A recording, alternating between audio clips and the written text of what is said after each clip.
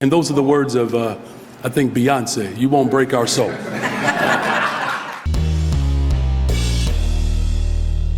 How's everybody doing? My name is Anthony Brian Logan, and today we got to talk about Chicago Mayor Brandon Johnson blaming right-wing racists and people who have not gotten over the Civil War from 400 years ago, although 1865 is not 400 years ago.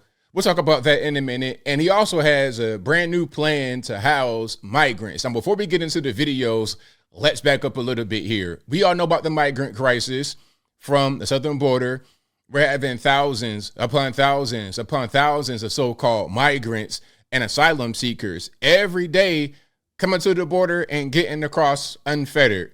You're here illegally. You're trying to create an anchor baby, whatever it is, no problem. Come on through.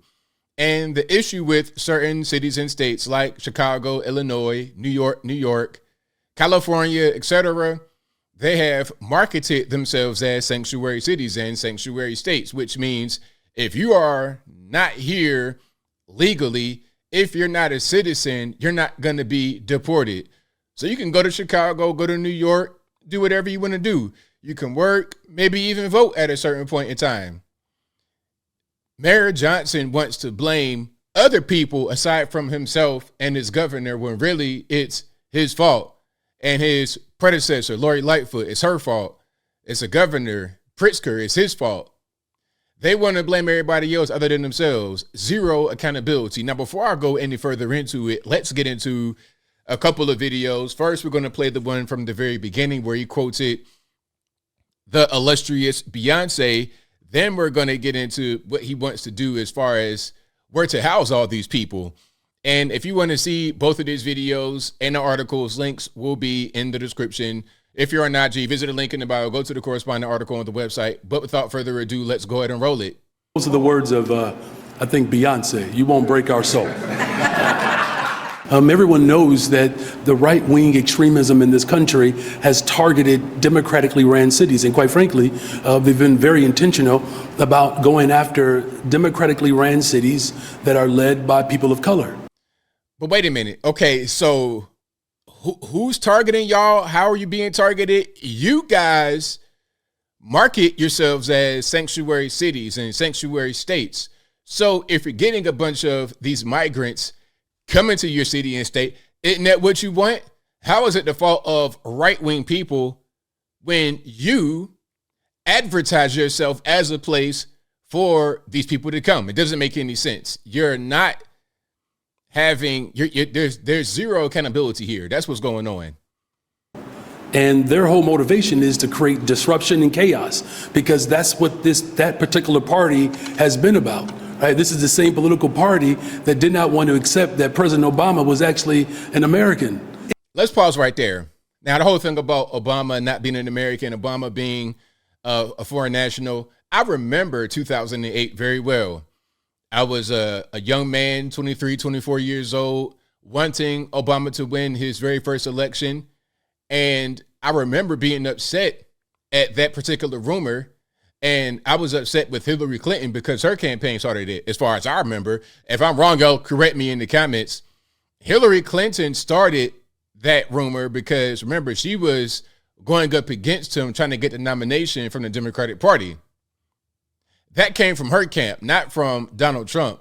Donald Trump adopted it later after Hillary Clinton brought it to the forefront. The same thing he did with the whole fake news narrative. They want to say Donald Trump is the one attacking the mainstream media because of all the fake news, but Hillary Clinton did a whole speech about it first before Donald Trump did. But hey, you got to blame the white man some kind of way, right? But let's continue. It is abysmal, and it's an affront for everything that is good about this country, for the extremism in this country to use people as political tools to settle political scores for something that happened 400 years ago. They're still mad that a black man is free in this country. So 400 years ago, okay, what are we talking about exactly? You just spouting off talking points about the whole 400 years thing. The whole 400 years talking point refers to the time when Europeans and Africans first came to the United States, like the early 1600s in Virginia, where I'm from originally. Okay, that was about 400 years ago. If you're talking about 1619, 1608, 1611, whenever they want to say, but not the end of slavery, that was 1865. You're talking about 150, 160, 70 years ago, not 400 years ago. But let's continue. This is nothing new, but aren't you glad that the soul of Chicago won't be broken? And those are the words of... Okay, so there we go. Let's get to the next thing about where he wants to house all of these migrants. The timing could not be more crucial. We cannot abandon families and asylum seekers and let them go through Chicago's winter alone. Mayor Brandon Johnson. Oh, that winter going to be crazy out there in Chicago. Remember the polar vortex from Juicy Smollett? Oh, it's going to be crazy. You know what? There's Jesse Jackson right there, who is got to be in his 80s by now. All right. But remember the whole thing with Juicy Smollett when he went out to get the Subway sandwich and it was like 1,000 degrees below zero? If you got migrants out there living outside, it's going to be a problem. It's going to be a big time problem. And you already have homeless people that live in Chicago already. So where are they going to go? There's going to be a battle for resources. Johnson today announcing a new initiative with Chicago's faith leaders to help shelter and feed migrants. It comes as the city scrambles to build temporary shelter for thousands of asylum seekers. Fox 32's Dane Placco reports on how many people will get help. As temperatures plummet and migrants continue to pour into Chicago, Mayor Johnson announced a new partnership with Chicago area church. It's snowing outside and it's windy in Chicago. You know that temperature is hurting people's bones. But I almost stepped on the point right there. They wanted to make a very key particular piece of information. Let's go back a little bit so they can say what they got to say without my interruption. Plummet and migrants continue to pour into Chicago. Mayor Johnson announced a new partnership with Chicago area churches to help ease the migrant crisis. So we're going to go to churches now? Is that what we're going to do? Shouldn't the churches be more for people who already live there, actual real residents of the city, and not just the recent Johnny-come-lately asylum seekers? But again, Mayor Johnson, Governor Pritzker, you guys are inviting them to Chicago, to Illinois. So this is your fault. They're calling it the Unity Initiative. The Unity Initiative will prioritize getting pregnant women, children, and all of those sleeping outside of police stations or on the floors into temporary housing as quickly as possible through churches all over the city of Chicago. Funded by $350,000 in private donations, the partnership will initially involve 17 churches, housing up to 20 migrants each. The migrants will live at... You know what? It'd be nice if you had the same kind of program for homeless veterans all over the country. Maybe they do already have that, but I have a sneaky suspicion that they don't. I have a sneaky suspicion that they don't have that. And that particular money, that 300 grand, that's not going to be enough. They're going to need some more. And it'll probably come from your pocket as well as my pocket. When you're talking about the federal government, that's what I'm thinking is going to happen. The churches and be provided food, medical care, and social services, and eventually employment. We're prepared to receive the migrants compassionately, provide clean, warm shelter, prepared meals, humanitarian services. Right now, a little more than 1,000 migrants remain camped at police stations, down from more than 3,000 a few weeks ago. And the number of migrants living at O'Hare is down to about 100. The pastors say they're ready to start immediately. Imagine you go to an airport. Imagine you go to an international airport and you see a homeless shelter right there in the terminal. I'm not trying to see that. Start immediately. All these pastors have committed to start the process.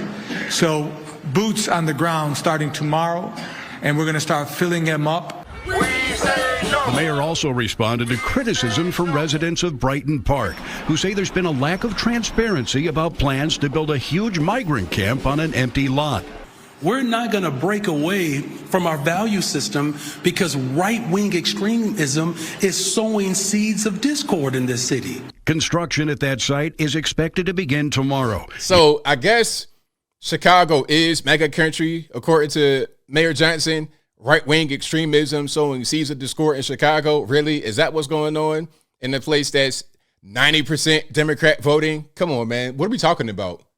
even though Johnson says an environmental impact study of the site won't be released until the end of the week. Oh, man, they ain't worried about that. They ain't worried about no environmental impact. They're just trying to get these migrants up off the street. That's all they're trying to do. But, hey, if you're living in Chicago, you've been there for a while, you're a homeless veteran, you're an elderly person, and man, you must stay on that train and try to stay warm. Okay, bundle up, get some newspaper, put that up in your jacket, and just wrap up. Bundle up is going to be a cold winter. But as I close, I want to say this. Brandon Johnson, I don't know what you're doing. People of Chicago, what are you guys doing? You guys voted for Johnson, who was worse than Lightfoot. So what are we really doing? What is the direction that we're going in? You keep voting Democrat, Democrat, Democrat, and then things are like this, and you're wondering why. He has no accountability. He's not prepared. He's inviting the migrants to the city, and then when they come, he doesn't know what to do. So what are you guys going to do? I know what I would do if I lived in Chicago. I would leave. I'd exit because I know I'm surrounded, and I don't really have a lot of, I don't have a good way forward in the city or in the state as far as policy that'll help us go forward. But I think I'll leave that right there for now. And what say you? What's your take on what's happening here in Chicago? Do you think that it's the mayor's fault, the governor's fault, the federal government's fault, all the above, none of the above? Is it the right-wing people who are sowing seeds of discord in MAGA country, aka Chicago? Whatever your thoughts are, let me know in the comments below. You guys know where I'm at. What you have here is bad leadership. It's plain and simple, easy to see. And until you get beyond the bad leadership, you're going to have more of the same. It's very simple. But whatever your thoughts are, please let me know in the comments below. And that's all I got to say for this video.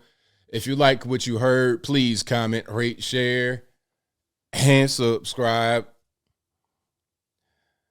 Peace.